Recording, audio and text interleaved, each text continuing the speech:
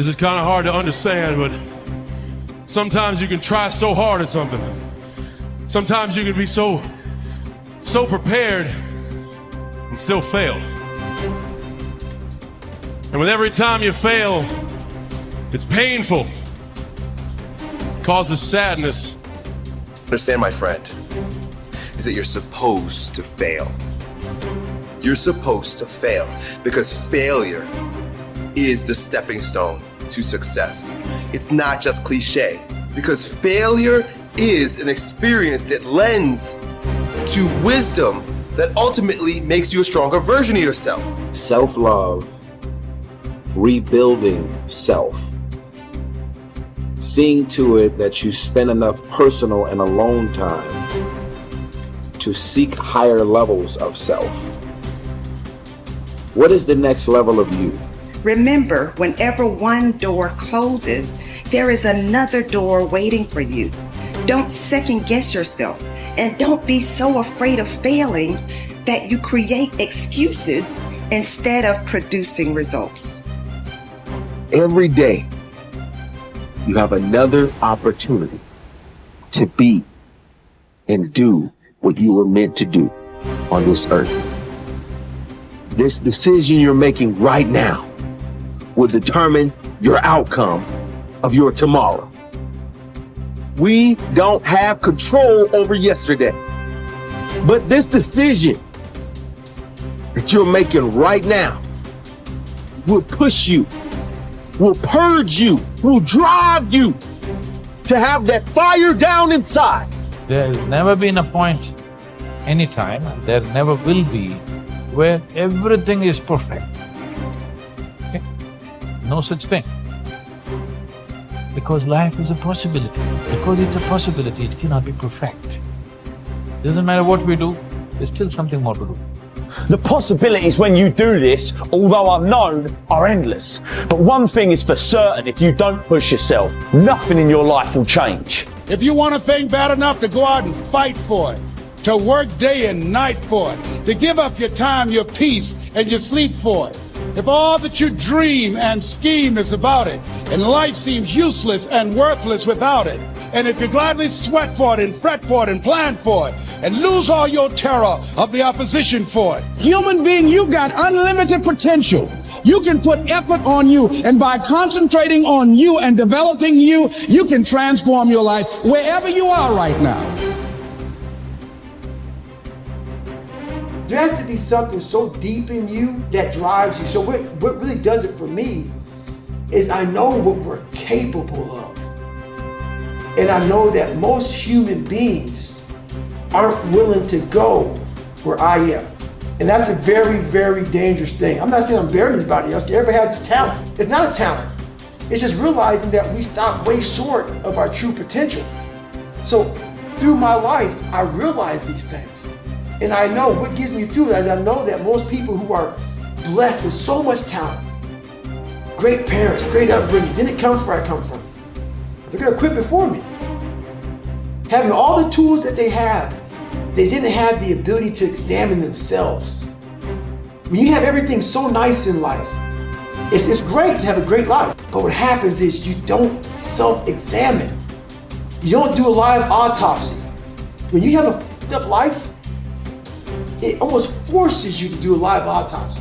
It forces you to find strength from places that no one looks from. Because food is not at the ready. You know, I have a learning disability. It's not at the ready. I can't just pick up a book and start reading. Right. There's preparation behind everything I do. There's everything I do has to come with so much preparation. It's despicable. It makes me sick. My own personal life makes me sick. That's why I'm so disciplined now. Without my self-discipline, there is no David Goggins. Like, I can't stop reading. I won't be able to read tomorrow. I will lose it that fast. I cannot stop going to the gym. My mind is set up in a spot where, hey, the second I stop, it wants to stop. Because I had a quitting mind growing up. When you get beat the shit out of you all the time, your mind wants to go to that nice spot where you're comforted, where you're not trying, where shit is easy. That's where your mind, it doesn't want to think. You have all these things in the mind, and the mind can only absorb so much. So all the pain it has to go through, it wants to push it away and say, let's not do that. So every day I'm fighting where the mind wants to go. So it's a constant evolution, man. There isn't a better way to live your life. There's no right way and wrong way. There is only the way that gives you more energy. There is only the way that gives you fulfillment. When you have those things, when you're fulfilled by what you're doing and it's giving you, the harder you pursue it, it's giving you more energy, you're on the right path. As the Greeks would say, segolodromo, I can't believe I messed that up. Segolodromo, which means you're on a good road. And that's what I want people to understand. Like, yes, I preach a very specific path, but I don't think that it is a universal path. And so the only universal path is to do the things that give you fulfillment and energy. So if spending time with your friends gives you that, then you should be spending more time with your friends. If dating gives you that, then you should be dating. So you don't need to want to be the best in the world at something. You don't need to want to make a lot of money. You don't need to want to be an entrepreneur. They're literally just stand-ins. They're proxies for fulfillment and energy creation. That's it. Many people have had difficult experiences growing up. They have fallen onto hard times and become associated with the wrong people. They have behaved in ways that were illegal or socially unacceptable. Sometimes they have even been convicted and sent to prison for their crimes. But at a certain point in life, they decided to change. They thought seriously about the kind of person that they wanted to be known as and thought of in the future.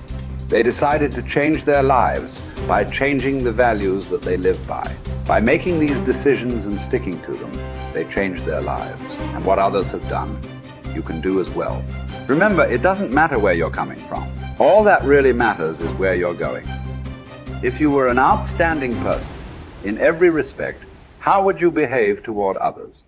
What sort of impression would you leave on others after you had met them and spoken with them? Imagine you could be a completely excellent person. How would you be different from today? The moment that you begin walking, talking, and behaving in ways that are consistent with your highest ideals, your self-image improves, your self-esteem increases, and you feel happier about yourself and your world. For example, whenever you are complimented or praised by another person, or given a prize or an award for accomplishment, your self-esteem goes up, sometimes dramatically. You feel happy about yourself. You feel that your whole life is in harmony and that you are living congruent with your highest ideal. You feel successful and valuable. Your aim should be to deliberately and systematically create the circumstances that raise yourself. A team in everything you do. You should live your life as if you were already the outstanding person that you intend to be sometime in the future. Decide today to be a man or woman of honor. Resolve to tell the truth and to live in truth with yourself and others. Crystallize your values in each area of your life. Write them down. Think of how you would behave if you were living consistent with those values and then refused to compromise them for any reason. Once you accept complete responsibility for your life and for everything that happens to you, and then create an ideal picture of your perfect future and clarify your values, you are now ready to begin setting clear, specific goals in every area of your life. You are now on the launching ramp and ready to take off toward the stars. You have to work on yourself. You have to have an unstoppable attitude, and no excuse is acceptable. And you've got to make it a priority, a non-negotiable in your life, and hold a constant vision of what it is you want to achieve. See it accomplished and go all out. Find a way to win. In spite of the setbacks, in spite of the disappointments, in spite of your failures. I tell people when I'm giving presentations, you will fail your way to success. I have a saying, is life knocks you down, try and land on your back, because if you can look up, you can get up. And so those experiences of going after goals that's beyond your comfort zone and having relationships that will challenge you. And so those experiences, they challenge you to go to that next level and continue to move forward in your life, doing new and exciting things that eye has not seen, ear has not heard, nor is it in the heart of mankind what God has in store for you when you live a heart-centered life, deciding that you're going to live a life that will outlive you. You're going to live a life that counts, a life that will build a legacy and change the planet. You know, Harvey's man said, we should be ashamed to die until we've made some major contribution